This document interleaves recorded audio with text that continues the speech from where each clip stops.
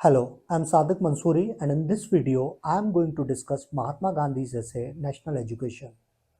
मोहनदास करमचंद गांधी न केवल एक स्वतंत्रता संग्राम सेनानी थे, बल्कि एक महान शिक्षक और राष्ट्र निर्माता भी थे, जिन्होंने ब्रिटिश शासन से भारत की आज़ादी के लिए अहिंसक प्रतिरोध का इस्तेमाल किया. He was a lawyer, politician, social activist, and writer who became the leader of the movement against the British rule in India. Gandhiji was a spiritualist and a follower of truth. He is considered as the father of nation. In the first paragraph, Gandhiji says, "In my opinion, the existing system of education is defective because it is based upon foreign culture. It ignores the culture of the heart and the hand and confines itself simply to the head, and real education is impossible through a foreign medium." Gandhi ji राष्ट्रीय शिक्षा के बारे में अपने विचार बताते हैं कि मौजूदा शिक्षा प्रणाली 3 मामलों में गलत है. पहला ये कि ये विदेशी संस्कृति पर आधारित है जो स्वदेशी संस्कृति का बहिष्कार करती है. दूसरा यह कि ये दिल और हाथ की संस्कृति की उपेक्षा करती है और खुद को केवल सिर तक सीमित रखती है, यानी सिर्फ किताबी ज्ञान तक. तीसरा यह कि विदेशी माध्यम से वास्तविक शिक्षा संभव है.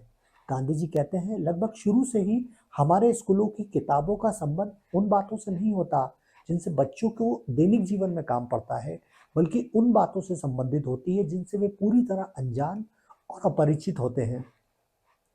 स्कूली किताबें बच्चों को यह नहीं सिखाती कि क्या सही है, क्या गलत है. उसे कभी भी अपने आसपास की चीज़ों पर, अपने परिवेश पर गर्व करना नहीं सिखाया जाता, और इस तरह की शिक्षा के कारण अंत में वो अपने परिवेश से अलग हो जाता है. He feels no poetry about the home life.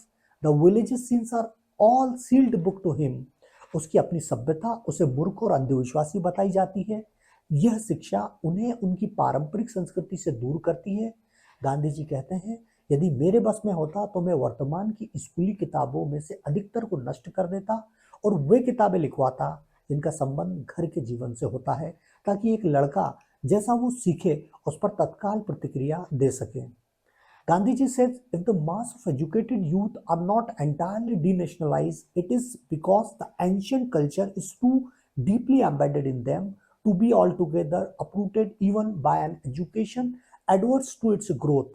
Second paragraph में गांधी जी कहते हैं कि दूसरे देशों में जो भी होता हो, किंतु भारत जिसमें 80% से अधिक आबादी कृषि से जुड़ी है, वहां शिक्षा को केवल साहित्यिक बनाना और लड़कों और लड़कियों को शारीरिक श्रम के अयोग्य बनाना एक अपराध है.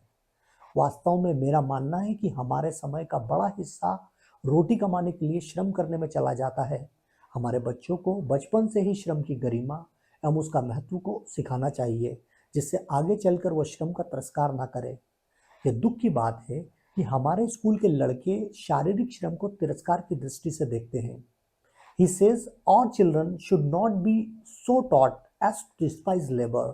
इसके अलावा भारत में यदि हम यह उम्मीद करते हैं कि सभी लड़के और लड़कियों को पब्लिक स्कूलों में जाना चाहिए, तो वर्तमान शैली के अनुसार शिक्षा को वित्त पोषित करने के साधन नहीं है, न ही लाखों माता पिता के पास फीस देने के लिए पैसे हैं. थर्ड पैराग्राफ में गांधी जी कहते हैं कि शिक्षा सभी के लिए मुफ्त होनी चाहिए. मैं कल्पना करता हूं कि एक आदर्श शासन व्यवस्था के तहत भी हम 2000 करोड़ रुपया खर्च नहीं कर पाएंगे, जो हमें स्कूल जाने की उम्र के सभी बच्चों की शिक्षा के लिए चाहिए.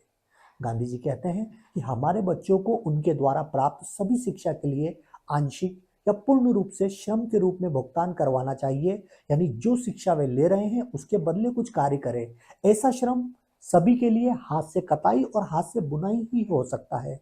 जांच करने पर ही पता पड़ेगा कि बड़े पैमाने पर कपड़ा उत्पादन व्यवहारिक एवं लाभदायक है या नहीं, जिसे पूरे भारत में हमारे स्कूलों में लागू किया जा सके. हमारे जैसे गरीब देश में मैनुअल ट्रेनिंग की शुरुआत 2 उद्देश्यों को पूरा करेगी. एक तो यह कि ये हमारे बच्चों की शिक्षा के लिए भुगतान करेगा, और दूसरा उन्हें एक ऐसा व्यवसाय सिखाएगा जिससे वे अपना जीवन यापन कर सके. ऐसी व्यवस्था के माध्यम से हमें हमारे बच्चों को आत्मनिर्भर बनाना चाहिए. He says, nothing will demoralize the nation so much as that we should learn to despise labor. Fourth paragraph में Gandhi ji education of the heart की बात करते हैं. ऐसी शिक्षा जिसका जुड़ाव हृदय से हो. वे ये मानते हैं कि ये किताबों के द्वारा नहीं हो सकता. It can be done through the living touch of the teacher who are the teachers in the primary and secondary schools. वे सवाल करते हैं कि क्या वे आस्था और चरित्र वाले पुरुष और महिलाएं हैं? क्या उन्होंने स्वयं हृदय का प्रशिक्षण प्राप्त किया है? क्या उनसे कभी अपेक्षा की जाती है कि वे अपने अधीन रखे गए लड़कियों में स्थायी तत्व का ध्यान रखें? In the fifth paragraph, Gandhiji says the foreign medium of education put an undue strain upon the nerves of our children, made them crammers and imitators, unfitted them for original work and thought, and disabled them for filtrating their learning to the family or the masses.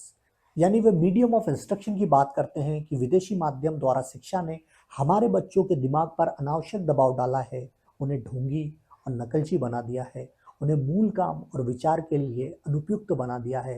विदेशी माध्यम की शिक्षा ने हमारे बच्चों को अपने ही देश में व्यवहारिक रूप से विदेशी बना दिया है। यह मौजूदा व्यवस्था की सबसे बड़ी त्रासदी है। विदेशी माध्यम ने हमारी देशी भाषाओं को विकास से रोका है। गांधी जी कहते हैं कि यदि मेरे पास निरंकुश शक्ति होती तो मैं विदेशी माध्यम के शिक्षण को बंद कर देता और सभी शिक्षकों को तत्काल ये परिवर्तन लागू करवाता। In the last paragraph, he says, I regard English as the language of international commerce and diplomacy. Gandhi ji अंग्रेजी को अंतर्राष्ट्रीय वाणिज्य और कूटनीति की भाषा मानते हैं। इसमें विचार और साहित्य के कुछ खास खजाने हैं। अतः हम में से कुछ लोग जिनके पास भाषाई प्रतिभा है, उनसे वे आशा करते हैं कि वे इसका अध्ययन करके उसे स्थानीय भाषा में अनुवाद करेंगे। So that's it for this video. Now look at multiple choice question for exam.